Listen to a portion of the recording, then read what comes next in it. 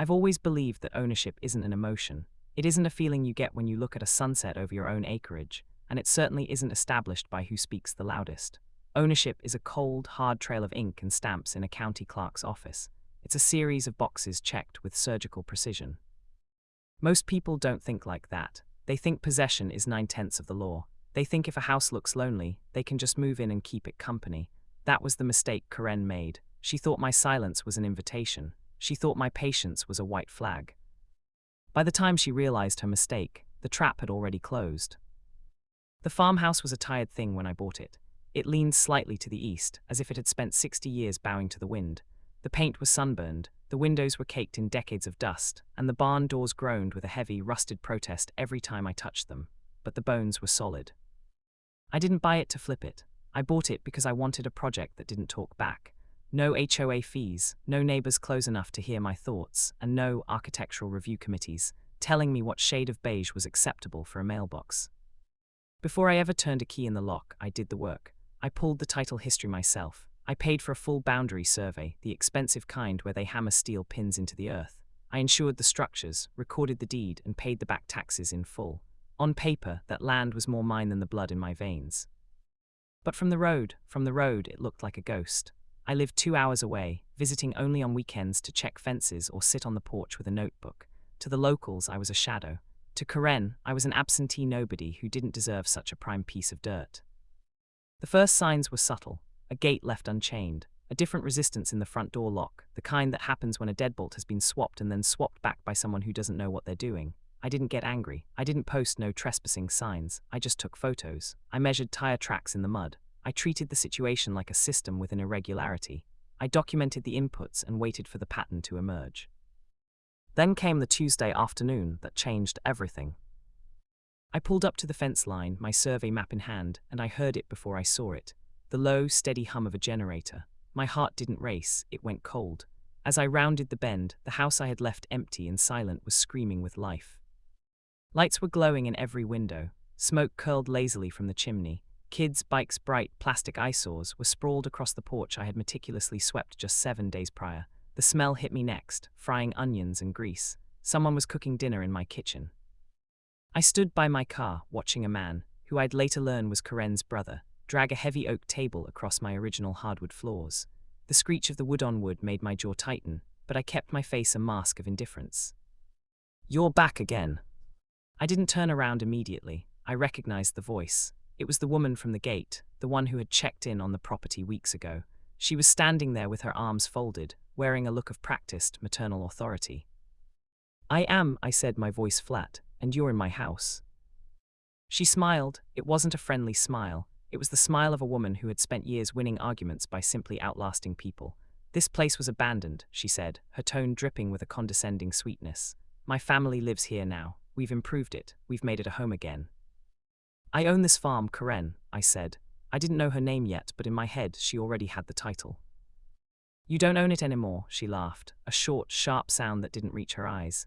"You waited too long. In this community, we have an understanding. You can't just leave land to rot and expect people to respect a piece of paper. We've established residency. We've put in the work." She stepped closer, invading my space, trying to use her height and her local status as a weapon. "The locks are changed. The utilities are on. If I were you, I'd just drive away. It's a civil matter now. You know how long that takes in court, right? Years." She was right about one thing: the law is slow. If I called the police right then, they'd see a family with a hot meal, kids in pajamas, and a claim of residency. They'd tell me to hire a lawyer and see them in 18 months. Karen knew the script. She had probably done this before. She expected me to shout, to threaten, to give her a reason to call the cops on me. I looked past her at the house. A child ran past the window. My furniture had been shoved into the barn. Their lives were being unpacked into my rooms. "I see," I said. I didn't raise my voice. I didn't point a finger. I simply took out my phone, snapped a single photo of her standing on my porch, and turned back to my car. "That's it," she called out, her voice rising in triumph. "No big speech, no get off my lawn." "I'll be back," I said, closing the door. As I drove away, I saw her in the rearview mirror, laughing and waving. She thought she had won. She thought she had found a sucker who was too timid to fight. What she didn't realize was that I wasn't leaving because I was scared. I was leaving because she had just handed me the one thing I needed to destroy her: a confession of criminal intent recorded on my dashcam. I didn't go to a lawyer, not yet, and I didn't go to the police station. Instead, I made one phone call to a man named Miller. Miller didn't care about understandings or community vibes. Miller ran a private utility and infrastructure inspection firm. I need a full site audit, I told him. Unsanitary conditions, illegal utility taps, and structural endangerment, and I need the county building inspector to tag along for a safety emergency. See, Karen had made a fatal error. In her rush to improve the house and make it livable, she hadn't just moved in. She had bypassed the meter. She had tapped into the main line without a permit. She had wired a generator into an old system that wasn't grounded. In the eyes of the law, she wasn't just a squatter, she was a public safety hazard. 3 hours later, a small convoy pulled up to the farm. No sirens, just the flashing amber lights of county trucks and Miller's black SUV. I was waiting at the end of the drive. The building inspector, a man who looked like he'd been carved out of a piece of old oak, looked at my paperwork. "You the owner?" "Every inch," I said, handing him the folder. "I've been trying to secure the site for renovations, but I've discovered an unauthorized occupation that has compromised the structural integrity and electrical safety of the dwelling." We walked up the drive together. Karen came out again, but this time. The smile was gone. She saw the county logos on the doors. She saw the clipboards. Her brother stepped out behind her, looking nervous. "What is this?" she demanded, her voice shrill. "I told you this is a civil matter. You can't bring people here." "Ma'am," the inspector said, not even looking at her.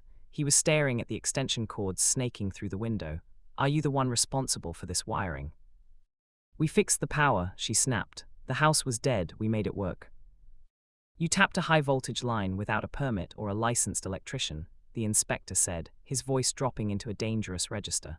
"You've created an immediate fire risk to a protected historical structure, and these bikes, you have children in there." "They're safe," Karen yelled, her face turning a blotchy red. "We're locals, we have rights."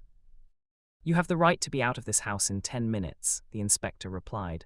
"I'm red tagging this property. It is officially unfit for human habitation due to illegal utility tampering and fire hazards. That means nobody stays. Not the owner and definitely not you." Karen froze. She looked at me, her eyes darting, searching for the absentee she could bully. "You did this," she hissed. "You're making your own house unlivable just to get us out." I leaned against the porch railing, checking my watch. "I'm not making it unlivable, Karen. You did that when you decided building codes didn't apply to you. I'm just the guy following the rules, and the rules say you're trespassing on a condemned site." The police arrived 5 minutes later, not for a civil dispute, but to enforce a mandatory evacuation ordered by the county. It was a beautiful, cinematic disaster. I stood back with my arms crossed, a silent observer to the chaos I had orchestrated.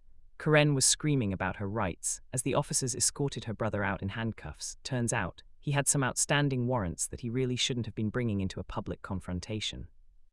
The kids were crying, the furniture was being tossed back onto the lawn in a heap, and Karen was being forced to watch as the inspector slapped a massive, neon orange, "Condemned," sticker right across the front door she had changed the locks on.